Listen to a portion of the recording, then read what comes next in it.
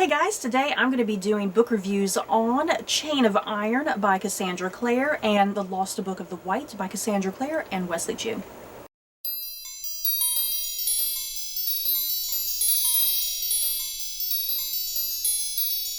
Chain of Iron is book 2 in Cassandra Clare's The Last Hours trilogy.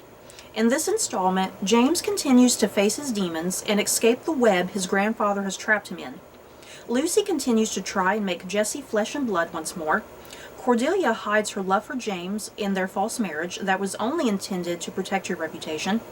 And add on top of that, a serial killer lurks on the streets of London hunting the Shadowhunters. I think I say this for every book that Cassandra Clare has written. And yeah, once again, another beast of a book. I feel like all of her books just keep getting bigger and bigger and bigger. And it's like, I don't know how I feel about that. It's like, I kind of like it though. I still look forward to it. At first it's daunting, but then it's like, oh, I love it. So as is kind of usual with a lot of Cassandra Clare's trilogies, this does suffer from middle book syndrome, and that's not really necessarily a bad thing, you know? It's not really a bad thing. Because what I love about Cassandra Clare's middle books, they are very heavily focused more on, you know, character and more so than plots. I'm perfectly kind of fine with that.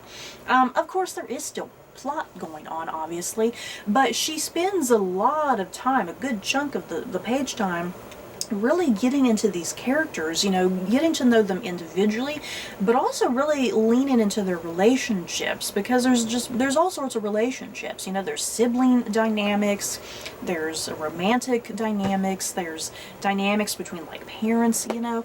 So this book is definitely much more of like, it's much more character driven than plot driven, I think.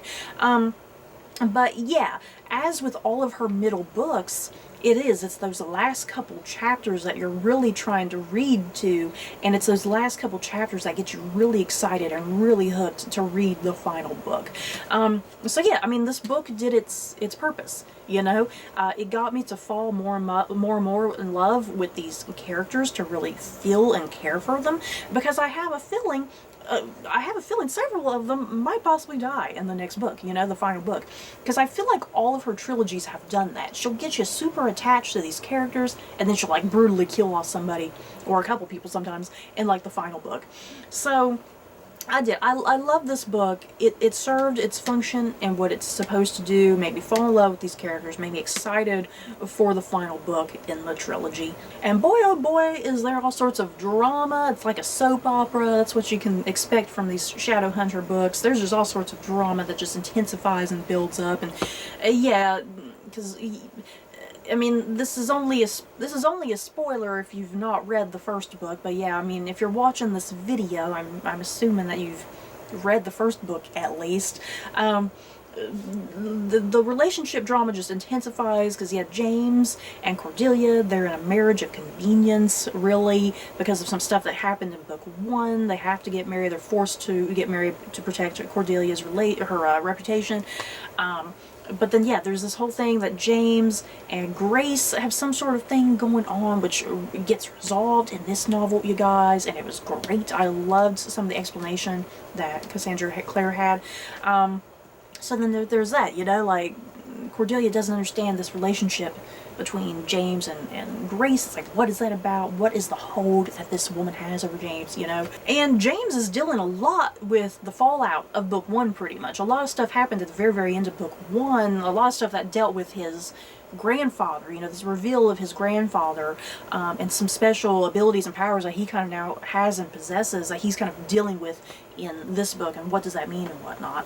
And then Lucy, in the meantime, she is trying everything in her power to bring Jessie back to the world of the living, make him flesh and blood once again.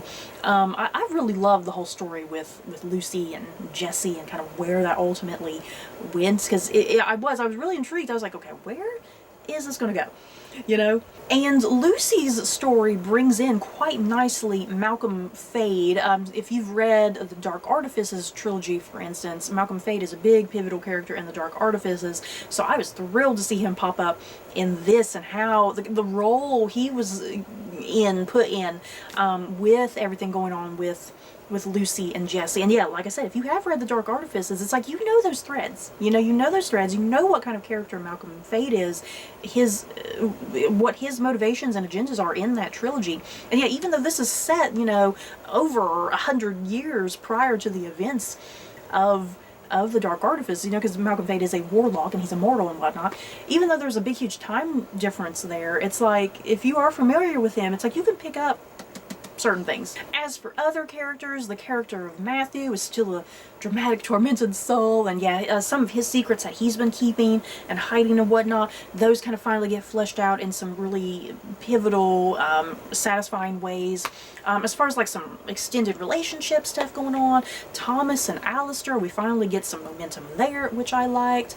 The same goes for Anna and Ariadne. I'm glad that finally got going somewhere. So, I mean, if you can't tell, I just went through a ton of characters right there, and that's not even all of the characters, because there's still a ton of other characters that kind of weave in and out of this narrative.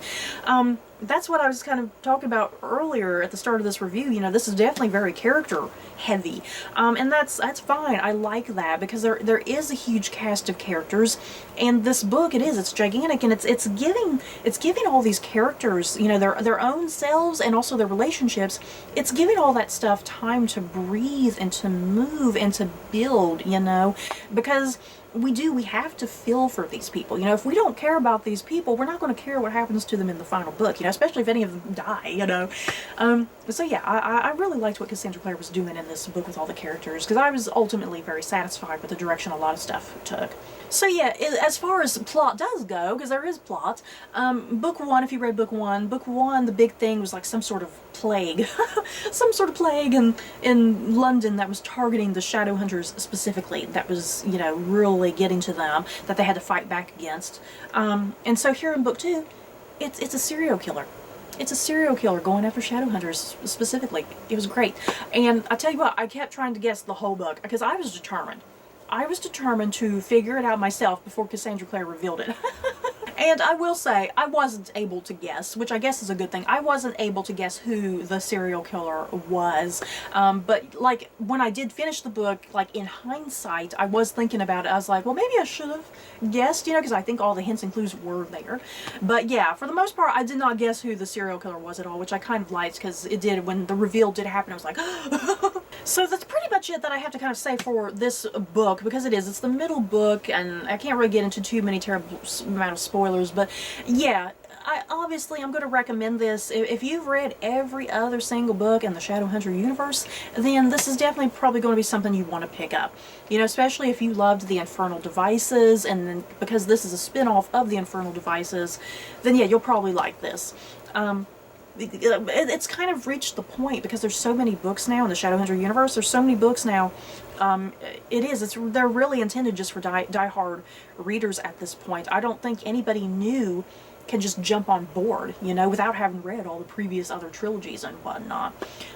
So yeah, very enjoyable second book to the trilogy. I don't really have anything negative to say about it. I think it was well written, it was fast paced and entertaining. I loved all the character stuff, and yeah, more than anything, it just got me really hooked, and excited for book 3. The Lost Book of the White is book 2 in the Eldest Curses series by Cassandra Clare and Wesley Chu. Set 3 years after the events of the Mortal Instruments, Alec Lightwood and Magnus Bane are living a comfortable life. That is, until Magnus is stabbed with a mysterious weapon that produces a glowing wound on his chest. On top of that, the one who stabbed Magnus has also stolen the very powerful Book of the White. The thief has fled to Shanghai, and it's going to take the whole Shadowhunter team to procure the book and save Magnus. So, this book was fine. It was okay. That's kind of really all I have to say about it. I said this with my review for the first book in this trilogy. This trilogy is not necessary by any means. It is absolutely not necessary.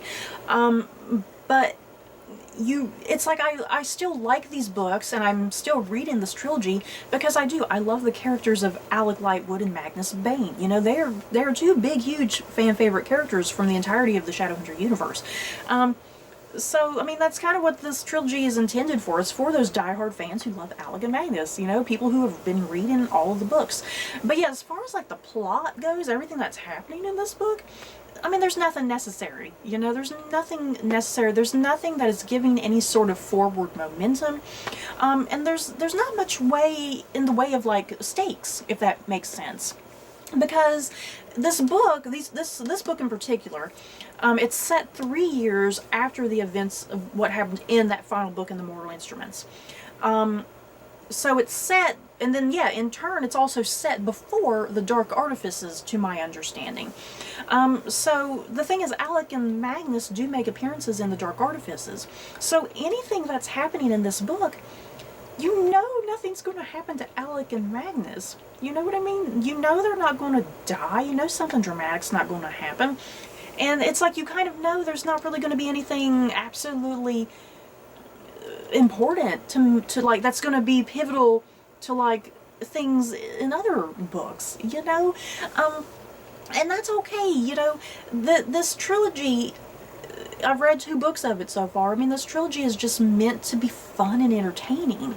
You know, it's just meant to be fun and entertaining, and more than anything, just give you a whole new set of adventures with Alec and Magnus, you know, and get to explore their relationship more, and some other little side things I did, you know, outside of the Mortal Instruments and whatnot. But as for what plot is going on in this book, the bulk of it is about this whole race to save Magnus, pretty much. Magnus, he gets stabbed by some mysterious object, like in his chest, and it creates, like, this gaping wound that's, like, pouring out magic. It's like, it's not a wound that's killing him, but it's doing something to his magic and, like, just him personally. And so, yeah, the whole book is a race to save Magnus, and also a race to save the Book of the Whites, because the Book of the White has been, like, mentioned in other things across the Shadowhunter universe and whatnot. And yeah, the Book of the White is very powerful. So yeah, set of characters. They've stabbed Magnus. They've taken the lost Book of the White, or the Book of the White, rather. So that's the whole premise of this second book.